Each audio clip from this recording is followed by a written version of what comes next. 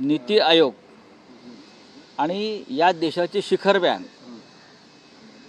याने जी माहिती समोर आणलेली आहे त्यात स्पष्ट दिसत आहे की ज्या रेवडी योजना जाहीर केलेल्या आहेत निवडणुकीच्या आधी मतं मिळवण्यासाठी, त्याच्यामुळे महाराष्ट्र राज्य हे कर्जाच्या खाईमध्ये ढकललं गेलं आहे। लाडक्या बहीण योजनेमुळे 45,000 कोटीचं खड्डा आहे। अजून कर्जमाफी व्हायची आहे। कर्जमाफीची सुद्धा जाहीरनाम्यात घोषणा केली आहे आणि ती आम्ही घेतल्याशिवाय राहणार नाही। खोटं बोलू नका फडणवीसजी, कर्जमाफी देऊ हे आपली भूमिका आहे, अजित पवारांची भूमिका आहे, एकनाथ शिंदेंची भूमिका आहे।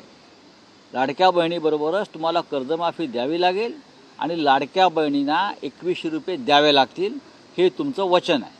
त्याच्यामुळे पैसे कुठून आणायचे? मोदींच्या घरातून आणायचे का अडाणीच्या खिशातून काढायचे की गुजरातमधून आणायचे हे तुम्ही ठरवायचं। पण ज्या घोषणा तुम्ही केलेल्या आहात त्या तुम्हाला पूर्ण कराव्या लागतील।